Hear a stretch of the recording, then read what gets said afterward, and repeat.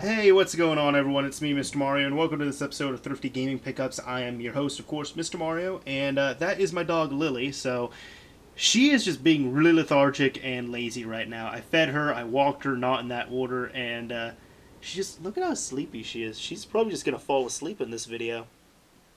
She's dealt with worse. Either way, though, this is Thrifty Gaming Pickups, a episode series I originally started because I always enjoy collecting games. I enjoy going to thrift shops, going to other places, getting good deals on games and stuff. Well, I decided that I was going to shops quite often, and I said, you know what, I kind of want to make a series about this, and I put it on my second channel. So if you've never heard of me, you want to check out, more of the regular stuff I do, my channel link is down below in the description for my main channel. I'd recommend you check me out on there. And, oh, look, she's sleeping already. But either way, this is the import episode. So, in short, in the last episode, I showed all of this stuff that I got. And I said I took out some of it and I was going to separate it on purpose into another episode. Why? Because it's all Japanese stuff, and I felt like that would fit an entire episode. So I think this will be still a short-ish episode, but one to still talk about it. So, first off right here, this is the only other game I got that was not on the PlayStation. This is House of the Dead 2 on Dreamcast, and this is a disc-only version. Now, this place I went to in the previous episode, where I also got some disc-only games, they just had a box of games that were $1 a piece. They were thrown in there of various quality. They were disc-only versions. This one I actually ended up getting for free because the guy ended up just giving me the disc-only games for free. But it was interesting because I'm not going to name the store, and I said I wasn't naming the store just because explicitly with this guy, didn't really like the owner all that much. But what ended up happening at one point was he came over and he was seeing some of the games I was wanting to get. And then he actually saw this that I was holding. And he looked at it. He's like, whoa, whoa, whoa, what is that? I was like, it's House of the Dead 2 on Dreamcast. He's like, yeah, but what is that? I was like, oh, it's a Japanese version. Where do you find it? I found it in the $only pile. And I don't know, I could just tell low-key he was thinking of really changing the price on it right there. Like, he just kind of looked at it, he's like in his head, it was almost kind of going on like, wait, that's an import, I should charge a bit more for it. And he was just like, nah, it's cool. And then he gave it to me. I'm sure he probably paid little to nothing for this. But, yep, got House of the Dead 2, the Japanese version on Dreamcast. Happy to have that in the collection here. Maybe I'll finish it up one day. But, not finish, but maybe I will complete this right here, get the case, the manual, everything else, but if not, it's all good. I got it for free. So there's that.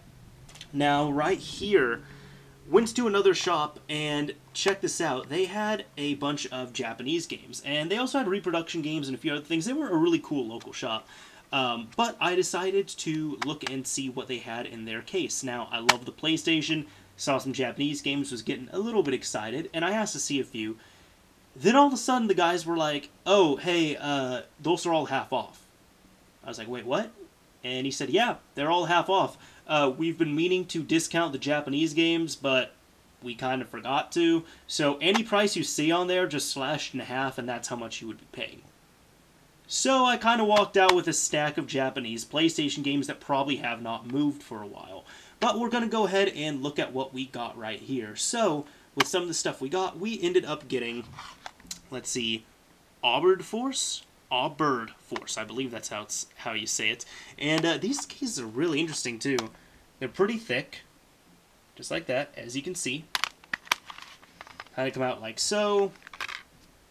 The manual just sits in there, and the disc is right there. And I noticed the disc art on these Japanese games, man, is so much cooler than the American disc art, at least in my opinion.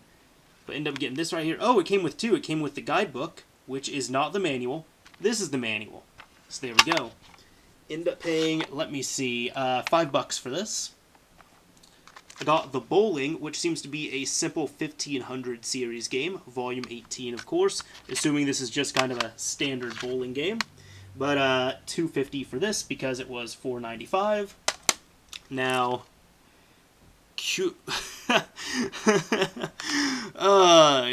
Cuvideus, I believe. Maybe. I have actually never heard of this game, which is why I decided to pick it up. It seems like it was a Japanese-only game.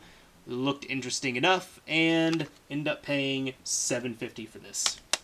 Rage Racer. Got this, paid $4 for it. Time Crisis. I had no issue getting the Japanese version of Time Crisis 1 because, I mean, good game. 2, it looks cool. But 3, also, I have played the Japanese Time Crisis multiple times. I think I've even played Japanese Time Crisis 2 and 3 because for some reason in the States here, a lot of times, and I'm not saying all the time, but a lot of the time, when I go to arcades or barcades, they have the Japanese versions of these games. So it's really easy to play. Paid $4 for this, so $4 for Time Crisis, worth it. Wild Arms, decided to pick this up, and this, I just admired this quite a bit, and look at it. It's in one of these nice big cases. You know, the cover art is beautiful on there. Let's go ahead and open this up. Got all that there. Really thick manual, very detailed, and the disc art looks nice as well, too. Now this one I paid, does it show, $7.50 for this. Now, funny enough as well too, this is off camera, but I also just picked up the American version of this. So I do have a American English version of Wild Arms as well too, but I ended up getting this a few weeks prior.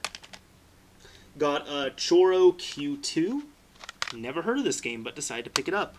Now let's see, kind of just like looking on the sides right here. This I paid $5 for. Seems like it'll be interesting enough. Dino Crisis. Ended up getting a Japanese version of Dino Crisis, which is funny because I also got a American version of it on the same trip. So, $20, paid $10 for it. There we go. Dino Crisis. Fun stuff.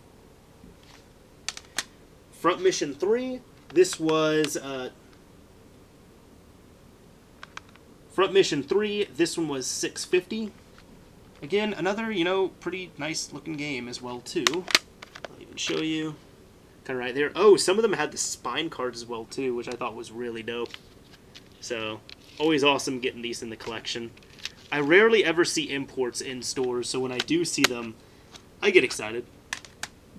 Gran Turismo 2. I think this was the cheapest one as well. Yeah, this was $1.50 because it was originally a $3 game. I said, you know what, for $1.50, why the hell not?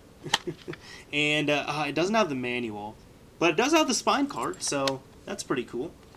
And the last game right here, Overboard, which from what I see did get a American release. I paid $5 for this. It got an American release, but I never played it.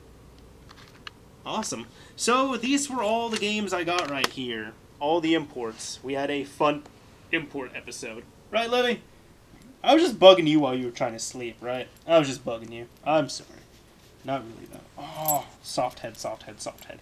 Anyways, this is Mr. Mario signing off. Thank you all for watching, everyone. If you enjoyed this video, a like would very much be appreciated. If you absolutely hated it, you're not going to let this dog sleep.